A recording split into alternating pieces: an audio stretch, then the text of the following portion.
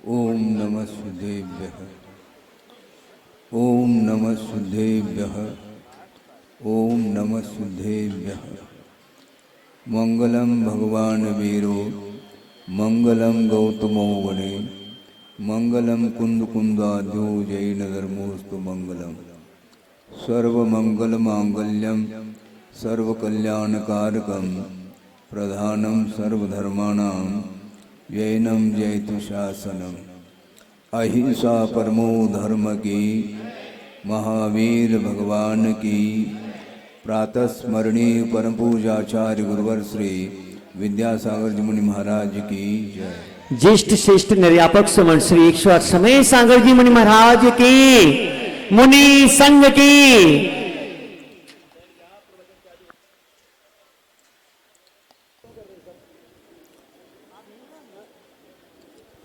पंच कल्याणक महामहोत्सव का ये तृतीय दिन है और एक महान आत्मा का प्रत्यूष वेला में जन्म हुआ है।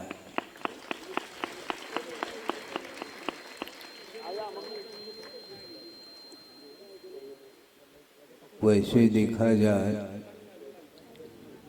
कि जन्म और मरण की यह परंपरा अनंतकालीन है और उस जन्म और मरण की परंपरा को विच्छिन्न करने के लिए ही इस आत्मा का अवतरण हुआ है।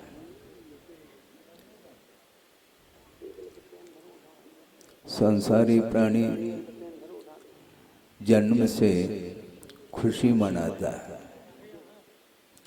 और मृत्यु की वेला में आकुल व्याकुल हो जाता है, शोकाकुल हो जाता है, दुख का अनुभव करता है, जबकि यह वस्तु का स्वरूप है। जिसका जन्म हुआ है उसका मरण भी अनिवार्य रूप से होता है और होता आया है।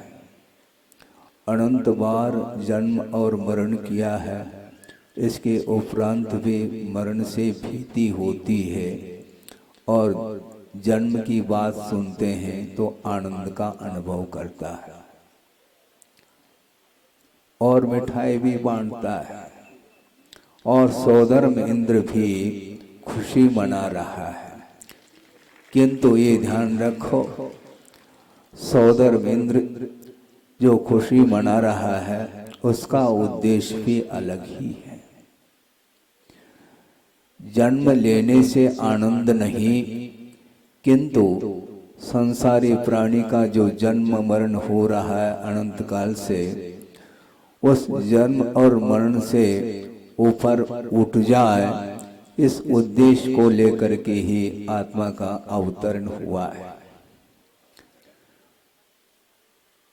आत्मा के पास अनंत शक्ति है, किंतु शक्ति काम में नहीं आ रही है। गुरुदेव का बार बार ये कहना है, शक्ति कभी भी काम में नहीं आती, शक्ति को काम में लिया जाता है। कौन कितनी शक्ति को काम में ले रहा है, बल्कि उस शक्ति का सदुपयोग कौन कितने अनुपात से कर रहा है, इसको देखने की आवश्यकता है। दीर्घ सहनन मिलने के उपरांत भी, अर्थात वज्र वृषभ नाराज सहनन मिलने के उपरांत भी उसका संसारी प्राणी ने दुरुपयोग किया है, अनंत बार, एक बार नहीं। और उसी सहनन के माध्यम से सप्तम पृथ्वी का फाटक भी खोल दिया है। किंतु मोक्ष महल की ओर जाने की क्षमता होते हुए भी उस शक्ति का दुरुपयोग करने के कारण ही संसार में परिभ्रमण होता है और उस परिभ्रमण से ऊपर उठने के लिए ही ऐसे महान आत्माओं का जन्म लेना भी अनिवार्य सिद्ध होता है।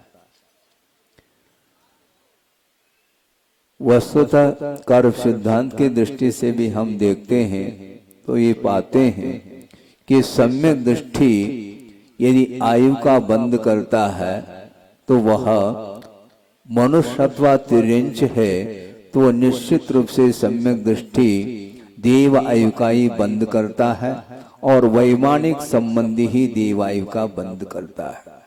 और सम्यक दृष्टि नारकी अथवा देव है, वह निश्चित रूप से मनुष्य आयु का ही बंद करता है। ये सिद्धांत है।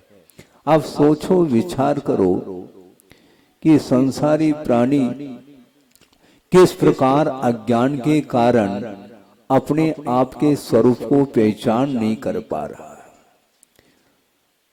कोई भी व्यक्ति आ जाता है, बहुत दिन बाद उसका मिलन हो जाता है किसी व्यक्ति के साथ, तो तुरंत वह बोल देता है कि आप पहचानते हैं मुझे। एक व्यक्ति की बात नहीं कर रहा हूं, कई बार हमें प्रतिदिन ये अनुभव में आ रहा है। कोई भी बाहर से व्यक्ति आता है तो वह नमस्तु तो बाद में करता है, पहला अपना परिचय देना प्रारंभ करता है। यहाँ तक कि हमने अनुभव किया है कि आहार के समय पर भी कोई बाहर से व्यक्ति आता है और वह आहार देना चाहता है तो वह अपना स्थान का परिचय पहला करता है। महाराज, हम सागर से आए हैं, हम जबलपुर से आए हैं, हम नागपुर से आए हैं, हम अमुक स्थान से आए हैं, हम इस परिवार के संबंधी हैं, आदि आदि वह अपना परिचय देता है। परिचय देने की क्या आवश्यकता है, मुझे बोलो। क्योंकि इस प्रकार परिचय देने से महाराज की दृष्टि भी हमारी ओर हो जाए और जल्दी से जल्दी हमारा भी कार्य हो जाए। इस भावना तो उसकी अच्छी है, लेकिन भावना के साथ साथ और क्या क्या मन में भाव निहित है, ये वह मेरा विषय नहीं। तो इस प्रकार संसारी प्राणी परिचय के साथ चल रहा है, जबकि आत्मा का क्या परिचय है किसी को भी ज्ञात नहीं है। और ज्ञात कैसे कराएं? आगम के आधार से वस्तु तत्व का बोध कराने का प्रयास तो करते हैं गुरु, किंतु उनका वह प्रयास मात्र रह जाता है, क्योंकि योग्यता का अभाव होने के कारण आगम की वह बात रुचती नहीं।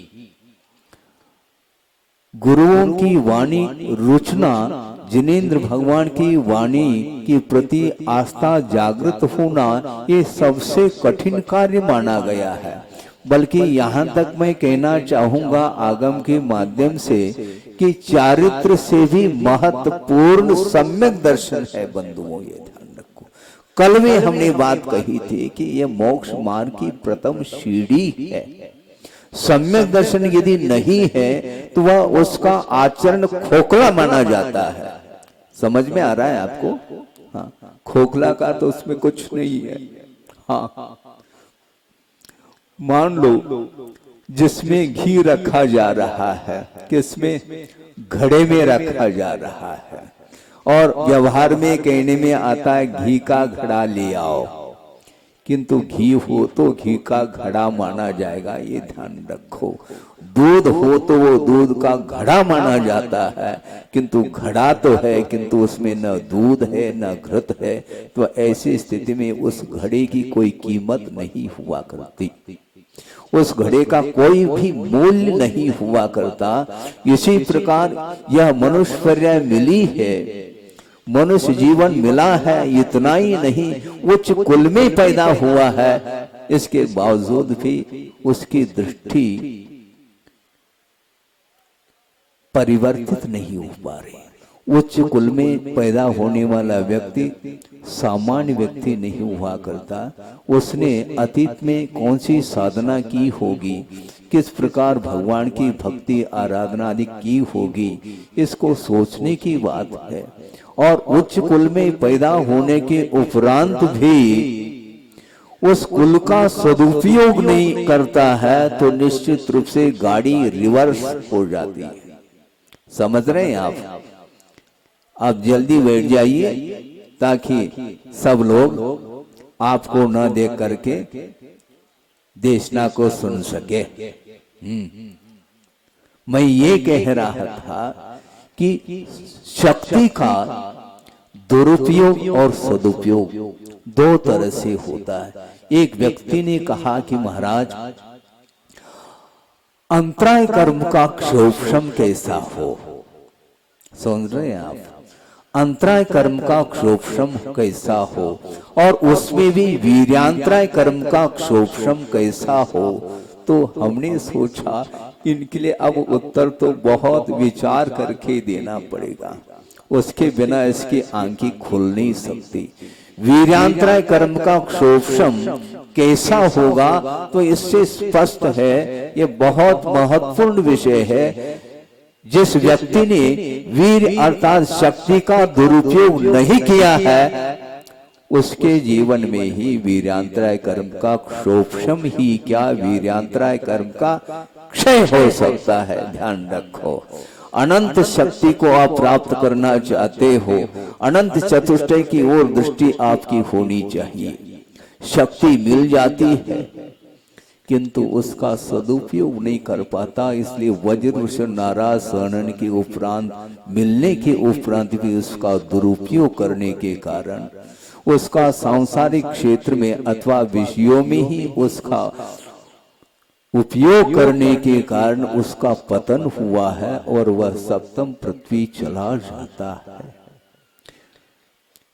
एक अपवादी समझ लो कि जिसने मिथ्यात्व दशा में नरकाय का बंद करके फिर बाद में सम्यक के साथ यदि तीर्थंकर प्रकृति का बंद करता है तो वह नरक जाता है। वैसे देखा जाए कि सम्यक दृष्टि कभी भी नरकाय का बंद नहीं कर सकता और सम्यक दर्शन के साथ यदि तीर्थंकर प्रकृति का बंद करके यदि आयु का भी बंद कर लेता है तो वह निश्चित रूप से देवायु का बंद करके वहां से वो तीर्थंकर होता है।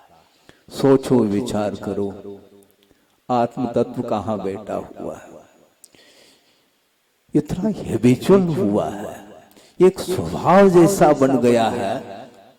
किसी ने कुछ कहा तुरंत ध्यान देता है, जैसे आत्मा की पहचान हो रही हो। आत्मा की पहचान होती है? नहीं होती। उपदेश देते समय भी कई प्रकार के विकल्प उठते रहते हैं और हमने व्यक्तियों के मुख से ही सुना है। सामान्य और विशेष, विशेष की ओर हमेशा संसारी प्राणी की दृष्टि जाती है, सामान्य की ओर दृष्टि नहीं जाती। जबकि सामान्य की ओर दृष्टि जाने से राग द्वेष का अभाव हो जाता है, शांति मिलती है, बड़े छोटे की परिकल्पना समाप्त हो जाती है, जिसको महासत्ता बोलते हैं। महासत्ता का अर्थ प्रत्येक पदार्थ का जो अस्तित्व है उसको सूचित करने वाली जो सत्ता है वह महासत्ता मानी जाती है। किंतु उपदेश देने के उपरांत भी महाराज की दृष्टि हमारी ओर है ही नहीं। अच्छा, मतलब महाराज की दृष्टि व्यापक नहीं, मतलब किसी व्यक्ति विशेष की ओर दृष्टि जाती है तो उसका चेहरा खिल उठता है और सामान्य रूप से किसी को नहीं देखते हुए सामान्य रूप से यदि उपदेश आदि देते हैं तो हमारे लिए थोड़ी कहा जा रहा है। और मान लो किसी व्यक्ति को ही फोकस बना करके उपदेश देते, महाराज हमारे ऊपर बरस रहे हैं, इस प्रकार के बोलने वाले भी व्यक्ति हैं। समझ रहे हैं क्या आप? किसी व्यक्ति विशेष को लेकर के यदि बोलेंगे तो भी गाड़ी फंस गई हमारी। महाराज हमेशा हमारी ओर ही देख करके बरस रहे हैं, कटाक्ष के साथ बोल रहे हैं, इस प्रकार उसका अज्ञान भाव सामने आता है। अब महाराज क्या करें? महाराज सामान्य रूप से उपदेश दें, क्या विशेष रूप से दें? बहुत धर्म संकट में पड़ जाते हैं कभी कभी, किंतु बहुत जल्दी अपने आप को संभालते इसलिए क्योंकि आगम के आधार से ही वो बोलते रहते हैं, क्योंकि संसारी प्राणी की ये आदत है। हाँ, क्या क्या मन में विकल्प लेकर के आता है हम नहीं जान पाते हैं। प्रसंग आपके सामने रख रहा हूं, हालांकि ये जन्म कल्याणक है, किंतु जन्म कल्याण की सार्थकता भी तो इसी प्रकार के तत्व को समझने से ही हमारा जन्म भी सार्थक सिद्ध हो सकता है, होता है। अजमेर का प्रसंग कई बार इसको रखा है। विद्वान होने के उपरांत भी कर्म कभी कभी ऐसा उदय में आता है, वह विद्वत्ता एक तरफ रह जाती है और वह भी कर्म के उदय से प्रभावित होकर के कुछ का कुछ विचार करना प्रारंभ करता है। एक विद्वान थे, वो अब रहे नहीं, सुनते हैं, और वो उन्होंने अपने पास आकर के ही अपनी कथा रखी थी कि महाराज हमारे जीवन में ऐसा प्रसंग आया, मैं क्या कर सकता हूं। क्यों, क्या हुआ महाराज? हमारी बहुत दिन की भावना थी कि आचार्य महाराज दीक्षित हुए और दीक्षित होने के उपरांत भी अल्प काल में ही उनकी जो विशेषताएं थी, चारित्र संबंधी, साधना संबंधी, ज्ञान संबंधी, वो सारा का सारा चारों ओर सुगंधी ऐसी फैलने लगी कि वह चर्चा का विषय बनने लगा। तब मेरे मन में आया कि कम से कम उनका दर्शन करके आ जाऊं। कैसी छवि है वीतराग मुद्रा, इसका कम से कम एक बार दर्शन करके अपने आप को तृप्ति का अनुभव कर लूं, इस प्रकार की भावना हुई। और योग नहीं बन पा रहा था, कोई न कोई विघ्न आ जाता था, इसलिए जा नहीं पा रहा था महाराज। और एक समय ऐसा योग आया पुण्य का, और जाकर के दर्शन किया। किंतु आचार्य महाराज सामायिक में बैठे हैं क्या? नहीं, आचार्य महाराज स्वाध्याय में लीन है। मंगलाचरण करके कायोत्सर्ग पूर्वक स्वाध्याय को प्रारंभ किया है, और वो आकर के विद्वान दर्शन करके बैठ जाते हैं। किंतु न आचार्य महाराज की दृष्टि उन पर पड़ती है, न कोई आशीर्वाद, न कोई मुस्कान, कुछ भी नहीं। तो उनके मन में ऐसा आया, हमने बहुत बड़ी गलती खाई। हाँ, मुझे नहीं आना चाहिए था यहाँ पर। हमने जो सुना था यहाँ पर कुछ समझ में नहीं आ रहा। ये अपने आप में है, सामने कौन दर्शन कर रहा है, उस दर्शनार्थी के प्रति उनका क्या भाव होना चाहिए, ये कुछ समझ में नहीं आ रहा है। न मुस्कान है न कुछ है, और गाड़ी रिवर्स हो रही है। मन में भाव आने लगा, अब यहाँ पर आने से हमारा कोई भी प्रयोजन सिद्ध नहीं होने वाला है। सोचो, विचार करो। लेकिन कर्म का वेग तो आया था, किंतु मैं समझता हूं कुछ पुण्य उनका शेष था। 5-1 मिनट और वो बैठे रहे, और आचार्य महाराज स्वाध्याय से निवृत्त होकर के बैठे हैं। पुनः उन्होंने दर्शन किया, तो धर्म वृद्धि का आशीर्वाद, धर्म वृद्धि का आशीर्वाद मिला और उन्होंने अपना परिचय देना प्रारंभ कर लिया। महाराज हम बुंदेलखंड से आए हैं, ऐसा ऐसा। फिर बाद में तत्व चर्चा आदि प्रारंभ हो गई, तो उनको फिर बाद में बात समझ में आ गई कि हमने बहुत बड़ी गलती खाई, बहुत बड़ा अनर्थ के भाव हमारे अंदर आए। सोचो विचार करो, संसारी प्राणी की दृष्टि किधर जाती है। गुरु के समीप आने के उपरांत भी, प्रभु के समीप आने के उपरांत भी उसके अंदर परिणाम इतने विपरीत आ सकते हैं। ये क्यों आते हैं, इसमें कोई शक नहीं है। पूर्व में किया हुआ ही एकमात्र कर्म का उदय है।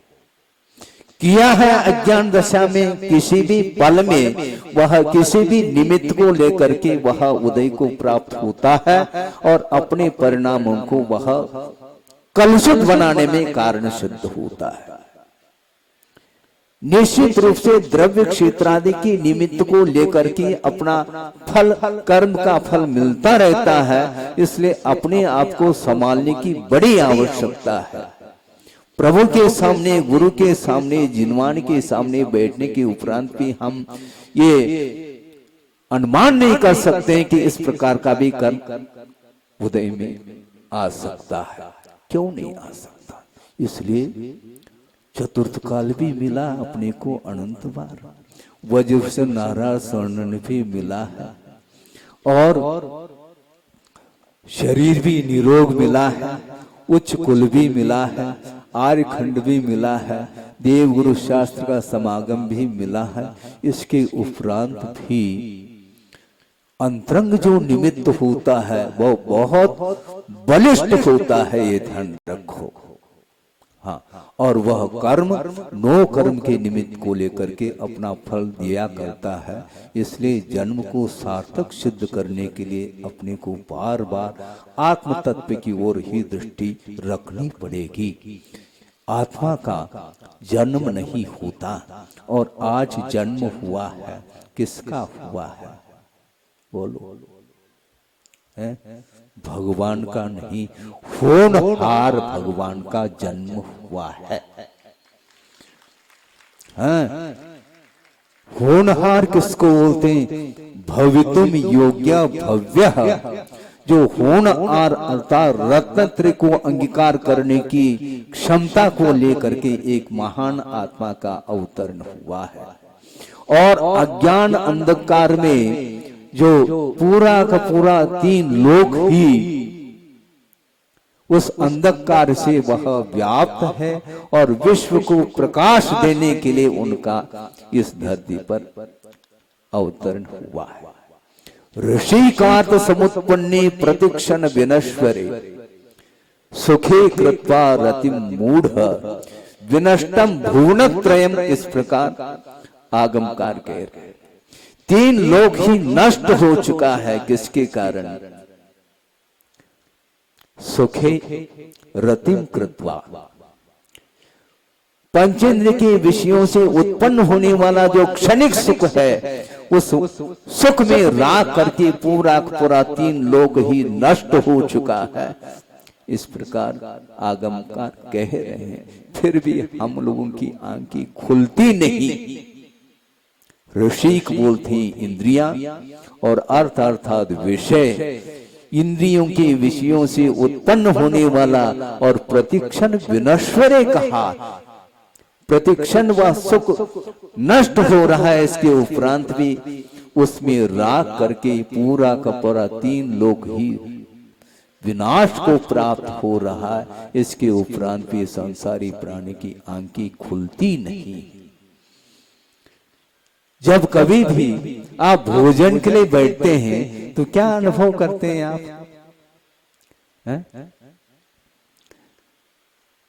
संसारी प्राणी ऐसा अनुभव करता है जैसा कि पहली बार ही मैं भोजन करने के लिए बैठा हूं।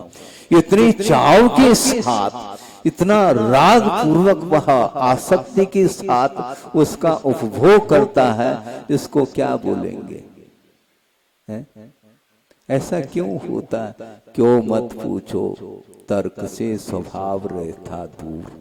स्वभावो दुरतिक्रमः कहा, ये प्रकृति है, कर्म का अंत प्रकृति है, कर्म का एक नेचर है, वह अपने नेचर के अनुरूप ही फल दिया करता है। और उसमें जो प्रकृति पड़ी है वो अपने ही राग द्वेष परिणाम के द्वारा उस कर्म में उस प्रकार की प्रकृति पड़ी है, और जब उदय में आता है तो आपको झकझोर कर देता है। हाँ, प्रकृति इसी को बोलते हैं। बहुत कठिन होता है। आमूल सिक्ता पैसा घृतेन, आमूल सिक्ता पैसा घृतेन न निम्ब वृक्ष मधुरत्वमेति। नीम का जो वृक्ष है जिसको आमूल चूल घृत से, दूध से जिसका सिंचन किया गया है, इसके उपरांत भी वह कभी भी नीम का वृक्ष कभी मधुर रूप में परिवर्तित नहीं हो सकता। इसको बोलते हैं नेचर, इसको बोलते हैं स्वभाव। इसलिए स्वभाव को परिवर्तित यदि करना चाहो तो दूसरे के द्वारा आपके स्वभाव का परिवर्तन संभव नहीं। इस प्रकार आगमकार स्वयं कुंद स्वामी कह रहे। भगवान भी आज आपके स्वभाव को परिवर्तित नहीं करा सकते, क्योंकि यह उपादान की विशेषता है। आप चाहो तो वह कार्य हो सकता है, किंतु भगवान भी बहिरंग निमित्त है, आगम भी बहिरंग निमित्त है, और गुरु भी बहिरंग निमित्त के रूप में उपस्थित है। इसलिए पूजपा स्वामी भी कहते हैं गतेर धर्मास्तिकाय वत, ऐसा कहा। जिस प्रकार धर्मास्तिकाय जीव और पुद्गल के चलते हुए जीव और पुद्गल के लिए एक निमित्त के रूप में उपस्थित है, उसी प्रकार देव गुरु शास्त्र भी जीव की विकास के लिए बहिरंग निमित्त के रूप में उपस्थित है। आप अपने उपादान को जागृत करना चाहो, उसके लिए एकमात्र निमित्त है। और इस प्रकार के निमित्त अनेकों बार मिलने के उपरांत भी यदि कार्य संपादित नहीं हुआ है, इससे स्पष्ट है कि उपादान बहुत हमारा क्या कहें उसको,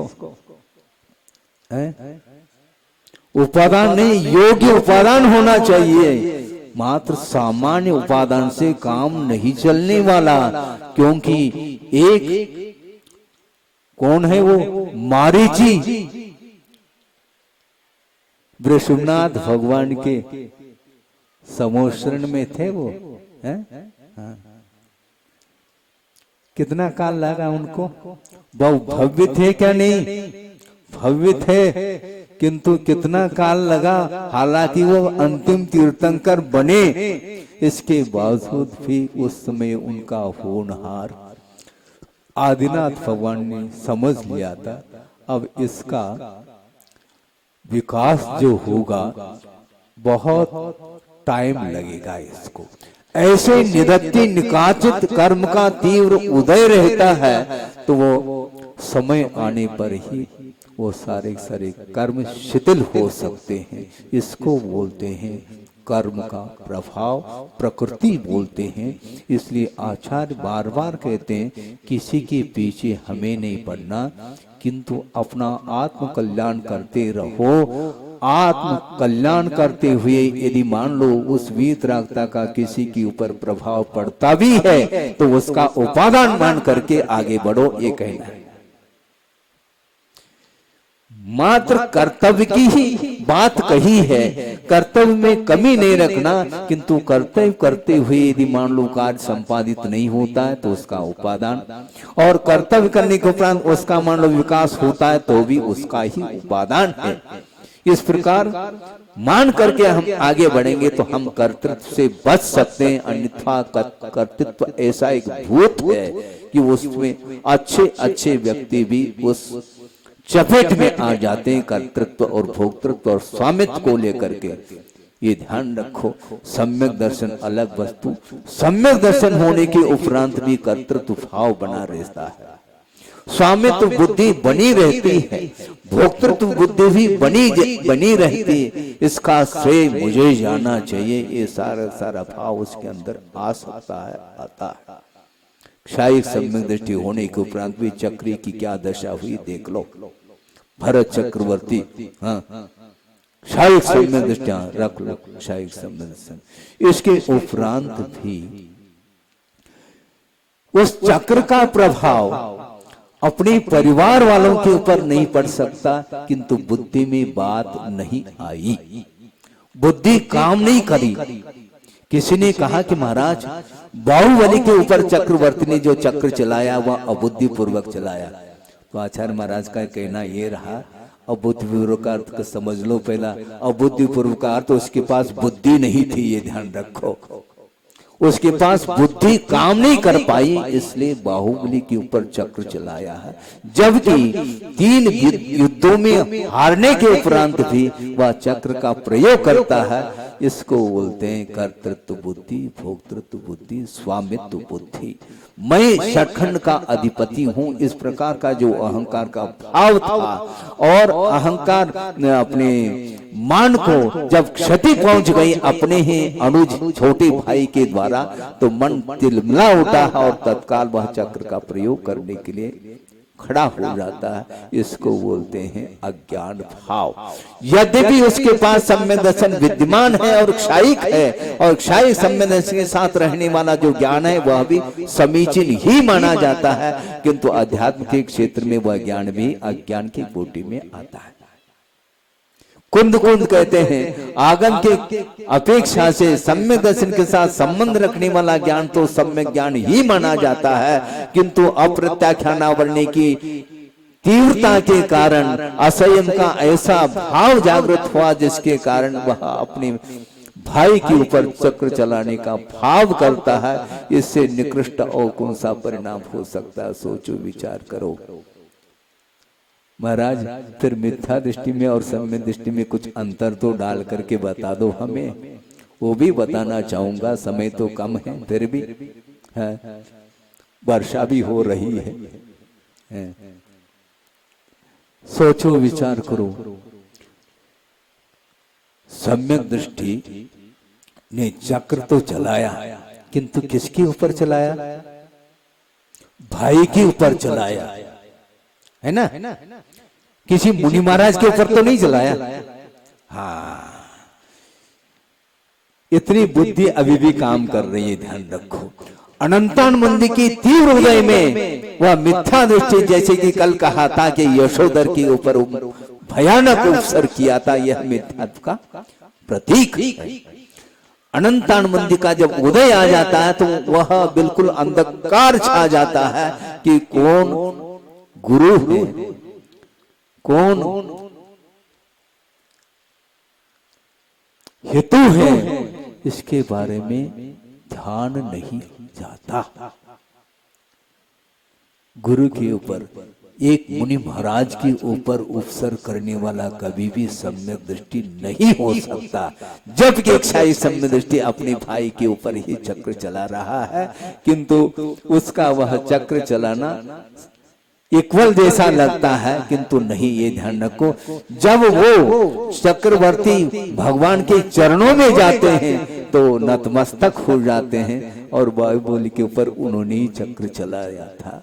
देखो इतना अंतर तो देखने में आ रहा है क्या नहीं उन्हें? क्या इतना भी नहीं आता? बिल्कुल आता है। इसी को बोलते मिथ्यात्व और सम्यक में बड़ा अंतर है। एक मिथ्या दृष्टि होकर के भी वह सप्तम गुण स्थान के समीप पहुंच सकता है और महाअर्थ को अंगीकार करने के भाव जागृत हो सकते होते हैं, किंतु एक मिथ्या दृष्टि वह है जो मुनि महाराज के ऊपर भी भयानक उपसर करने के लिए कटिबद्ध हो जाता है। इसको बोलते अनंत संसार है बंधुओं। इसलिए अपने को ये जो पर्याय मिली है इसको सार्थक सिद्ध करने के लिए निरंतर अध्ययन करने की, वस्तु तत्व को समझने की आवश्यकता है। स्वाध्याय कोई भी नहीं करता आज वर्तमान में। इतना सारा विषय ये आगम के द्वारा ही कहा जा रहा है, ध्यान रखो। हाँ, बिना आगम के आधार से कोई भी बात कही नहीं जाती, क्योंकि धर्म की देशना है और कोई देशना नहीं यहाँ पर। धर्म का स्वरूप समझने के लिए बहुत शांति के साथ बैठने की आवश्यकता है। फिर उस विद्वान को बात समझ में आ गई कि देखो मेरे अंदर कैसे परिणाम हो रहे थे।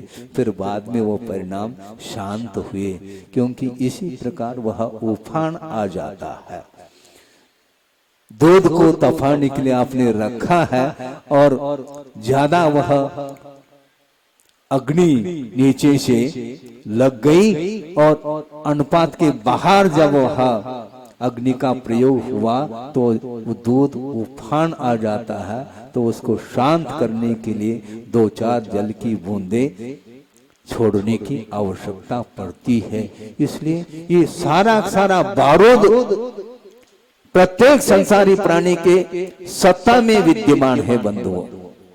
कर्म जब उदित होता है तो सारी प्रक्रिया सामने आ जाती है, और जब तक कर्म का उदय नहीं आता तो परिणाम शांत जैसे लगते हैं, क्योंकि अभी भी वह बारूद विद्यमान होते हुए भी जब तक चिनगारी का प्रयोग नहीं होगा तब तक वह ब्लास्ट नहीं हो सकता। बड़ा पाषाण खंड भी वह टुकड़े टुकड़े में वह परिवर्तित हो जाता है। ये बारूद है प्रत्येक संसारी प्राणी के पास। इसलिए कहना चाह रहा हूं कि वर्तमान में इच्छाइक सम्यक दृष्टि किसी के पास भी नहीं है, और सम्यक दृष्टि होने के बावजूद भी सत्तागत जो कर्म यदि अपने स्वरूप में उदय में आ जाए तो किस समय सम्यक दर्शन समाप्त हुआ न आप पहचान कर पाओगे, न हम कोई पहचान कर पाएंगे।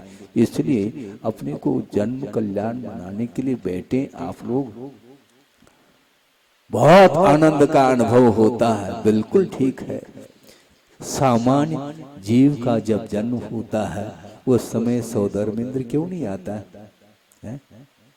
जन्म तो प्रत्येक का हो रहा है, बल्कि यहां तक कहना चाहता हूं एक श्वास में 8-10 बार जन्म्यो मर्यो भर्यो दुख बार। एक श्वास में जब 18 बार जन्म ले रहा है जीव, तो उसका कल्याण भी तो करो, उसका महोत्सव मनाओगे क्या? वह इंद्र मनाने के लिए आएगा क्या?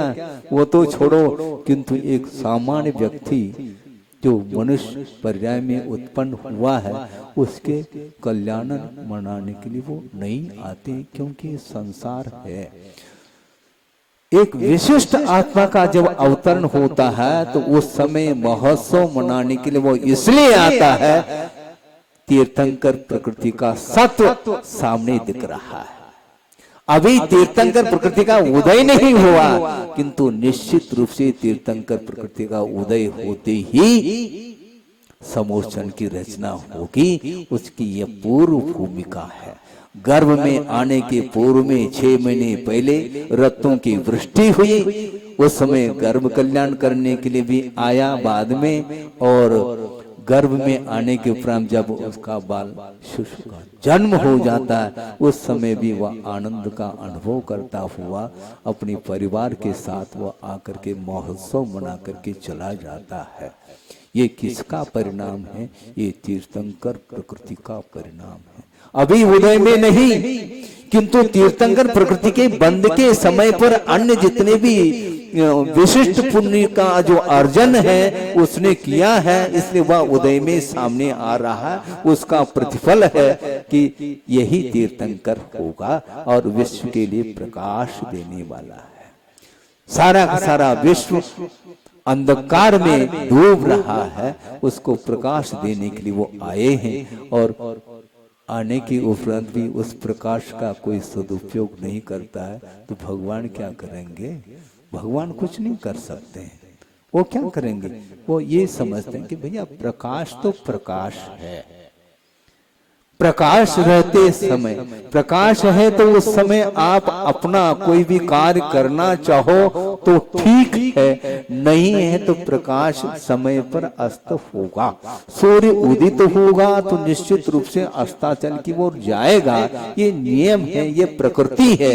इसी प्रकार ऐसे महान आत्माओं का अवतरण हो जाता है और उनके निमित्त से कई भव्य जीवों का कल्याण हो जाता है। जिनको जो होनहार होते हैं उनका हो जाता है, और हम और आप जैसे घूम रहे हैं वो तो घूमते ही रहेंगे और क्या।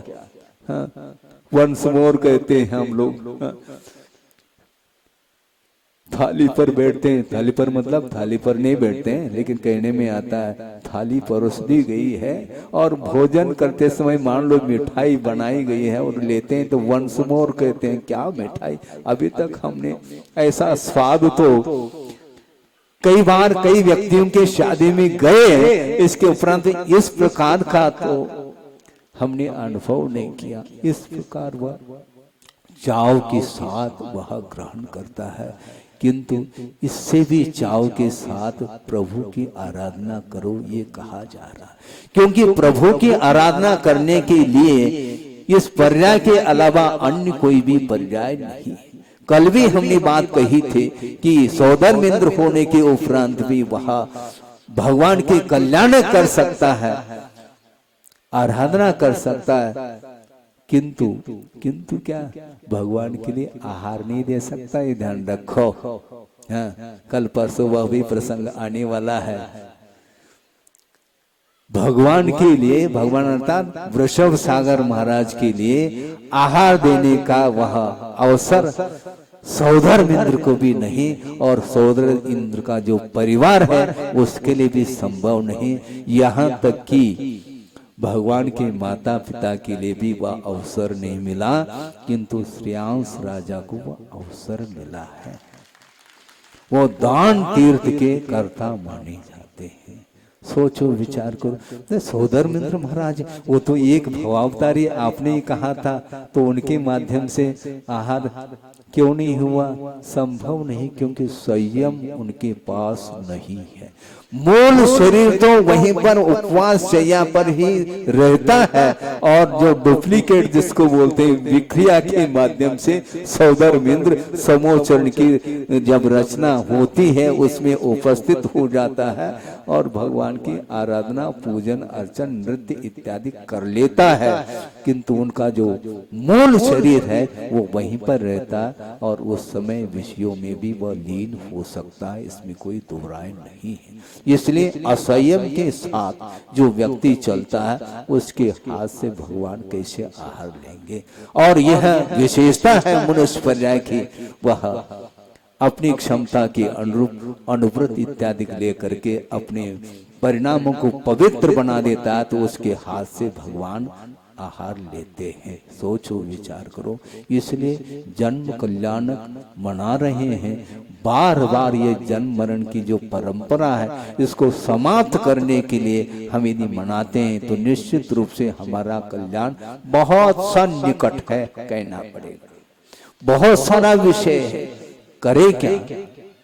ये तीर्थंकर चक्रवर्ती ये बड़े बड़े जो पद मिलते हैं ये किसके कारण मिलते हैं? सोचो विचार करो। आचार्य समंतभद्र स्वामी कह रहे हैं, हाँ, एक कारिका आती है, देवेंद्र चक्र महिमान ममेय मानम, देवेंद्र चक्र महिमान ममेय मानम, राजेंद्र चक्र ममनीन्द्र शिरोर्चनीयम, धर्मेंद्र चक्र मधुरीकृत सर्वलोकम, लब्ध्वा शिवम च जन भक्ति रूपैत्य भव्य। भव्य जन भक्ति, जिनेन्द्र भगवान के प्रति भक्ति रखने वाला जो भव्य निकट भव्य जीव है वह किस प्रकार के पद को प्राप्त करता है? देवेंद्र महिमानम अमेयमानम, जिसकी महिमा गाई नहीं जा सकती, ऐसी असीम महिमा को लेकर के जो देवेंद्र चक्र है, देवों का वह स्वामी हो जाता है, वहां का वैभव प्राप्त कर लेता है। और अवनीन्द्र शिरोर्चनीयम राजेंद्र चक्रम अपि लब्ध्वा, राजेंद्र चक्र बोलते हैं चक्री चक्रवर्ती, और चक्र रत्न को प्राप्त कर लेता है। वो चक्रवर्ती कैसा है? अवनीन्द्र शिरोर्चनीयम, अवनीन्द्र बोलते हैं राजाएं 32,000 मुकुटबद्ध राजाओं के द्वारा शिरोर्चनीयम, जिनके चरणों में नतमस्तक हुए हैं, ऐसे चक्रवर्ती के पद को प्राप्त कर लेता है।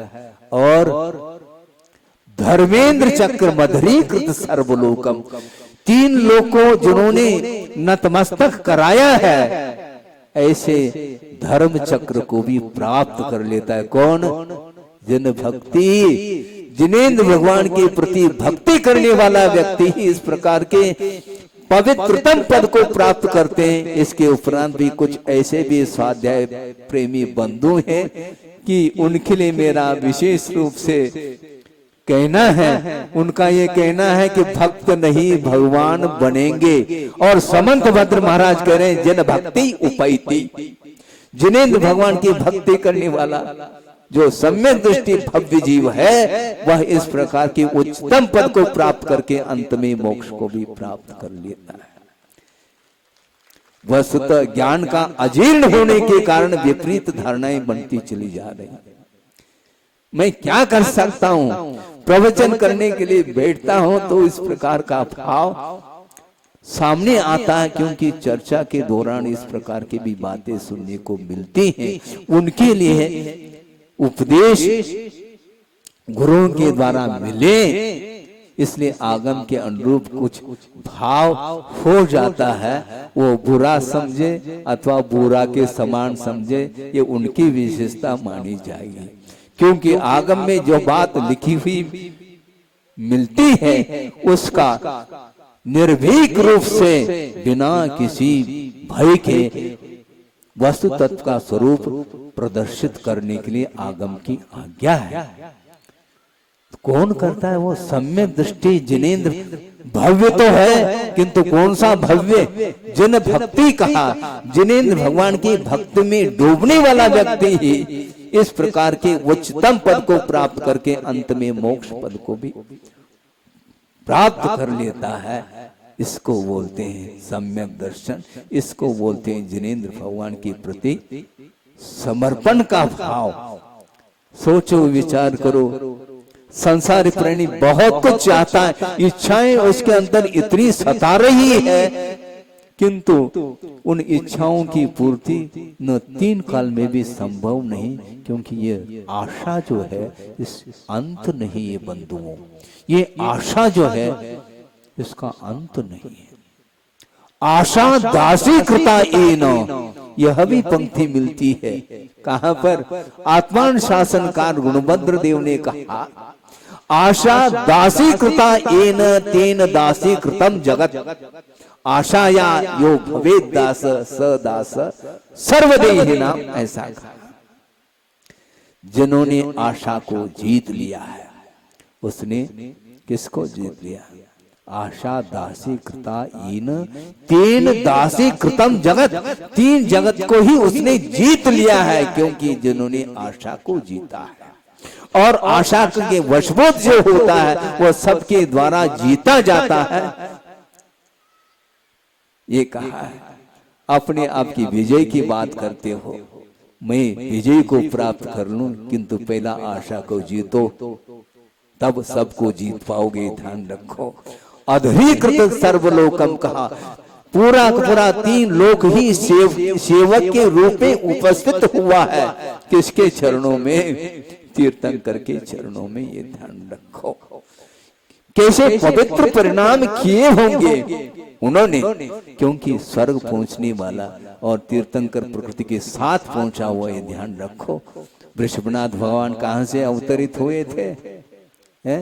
सर्वार सिद्धि से हुए थे। और सर्वार सिद्धि में जाने वाला कौन होता है? दोनों हाथों से लड्डू उड़ाने वाला नहीं जा सकता। ये ध्यान रखो। हाँ, सर्वार सिद्धि पहुंचने वाला जो व्यक्ति है वह निर्दोष रूप से निरंतर रत्नत्रय की आराधना करता हुआ पवित्र परिणाम के साथ वह सर्वार सिद्धि पहुंचे हैं। और 33 सागर तक वहां पर तत्व चर्चा के साथ दीर्घ काल को व्यतीत करके शुक्लेशा के साथ बिना वासना के वहां पर काल व्यतीत करके उनका पुण्य अभी भी स्टॉक में है। 33 सागर तक उस पुण्य का उपभोग करने के उपरांत भी उनका पुण्य खत्म नहीं हुआ। और यहाँ आकर के पुनः तीर्थंकर पद को प्राप्त उन्होंने किया है। और हम रत्ती भर पुण्य करते नहीं, और फल जो है ना बहुत लंबा चौड़ा चाहते हैं। क्या करते हैं आप? मोक्ष फल प्राप्त है, फलम। और कुछ समय ऐसा एक समय ऐसा भी देखा था हमने, कमलगट्टा जानते हैं आप? हाँ, कमलगट्टा चढ़ा रहे हैं, काली मिर्च भी चढ़ा रहे हैं और बोल क्या रहे हैं, मोक्ष फल प्राप्त हो जाते हैं। इतना बड़ा फल चाहो और तो काली मिर्च चढ़ा रहे हो, तुम लाल मिर्ची और चढ़ाने जाना भूल करके भी। हाँ? क्या करना चाहते हो आप? चढ़ाता है थोड़ा और चाहता है बहुत ज्यादा। ये इच्छा इसकी इतनी प्रबल है कि वह भूल जाता है कि मैं कहां पर आया हूं, किसकी आराधना कर रहा हूं। इसलिए आप आराधना करो निरपेक्ष भाव के साथ, कर्म निर्जरा के लिए और एकमात्र मोक्ष को उपलब्ध करने के लिए। यदि मान लो अपने आप को न्यौछावर कर देते हैं, प्रभु के चरणों में समर्पित करते हैं, वो समर्पण भाव के साथ ही तीर्थंकर प्रगट का भी बंद हो सकता है। मुझे बंद हो इस प्रकार कहोगे तो बंद होना बंद हो जाएगा, ये ध्यान रखो। हाँ, क्योंकि इस प्रकार निदान के द्वारा छोटी मोटी पद तो मिल सकते हैं, ग्रेवे कार्य तो प्राप्त कर सकते हैं, किंतु उच्चतम पद को प्राप्त करने के लिए निदान को छोड़ करके रत्नत्र की आराधना करेंगे तो निश्चित रूप से वह पद हमें प्राप्त हो सकता है। हमें पद से कोई प्रयोजन नहीं, सबसे उत्तम पद यदि कोई है तो लास्ट में जाकर के शिवम उपैति। इस प्रकार के देवेंद्र पद को, चक्रवर्ती पद को और तीर्थंकर पद को प्राप्त करके फिर बाद में और कौन सा पद रह गया, शिवम उपैति, मोक्ष को उपलब्ध कर लेता है और अनंत काल के लिए देहातीत होकर के अनंत सुख का अनुभव करते हैं। आपका समय हो गया है, इतना ही कहना चाहता हूँ। जन्म कल्याण करने की सार्थकता शुद्ध करो। कल महाराज जी ने गर्भ कल्याण के विषय को लेकर के इतना रोचक प्रसंग रखा था, इसके उपरांत भी संसारी प्राणी की आंखें खुलती नहीं, वो भी क्या करेंगे सोचो। एक रूपक आपको सुनाया था, उसको सुन करके रोमांचित हो जाता है कि संसारी प्राणी किस प्रकार का परिणाम करता है। एक तरफ तो निकृष्ट परिणाम करने वाला कर रहा और एक तरफ उच्चतम परिणाम कर रहा। ये दोनों परिणाम जीव के ही बंधुओं, किंतु वो कर्म ही इस प्रकार करा रहा है। इसलिए एकांत से जीव का दोष नहीं, किंतु दोष एकांत से इसलिए नहीं क्योंकि कर्म भी अपना प्रभाव डाल रहा है। लेकिन कर्म को बांधने वाला कौन है? कर्म को बांधने वाला भी अज्ञानी जीव के द्वारा ही कर्म बनता है, अपने आप कर्म बनता नहीं। यदि अपने आप यदि कर्म बंधेगा तो अपने आप कर्म से छुटकारा भी मिल सकता है, किंतु संभव नहीं। पुरुषार्थ के द्वारा ही अपने को कर्म क्षय का भाव कर लेना चाहिए, जिसके माध्यम से स्वतंत्रता की उपलब्धि हो सके। अहिंसा परमो धर्म की जय। बोधि समाधि परिणाम शुद्धि स्वात्मोपलब्धि शिव शोक सिद्धि चिंतामणिम चिंतित वस्तुदाने त्वामंद मानस्य ममास्तुते। परम पूजाचार्य गुरुवर श्री विद्यासागर जी महाराज की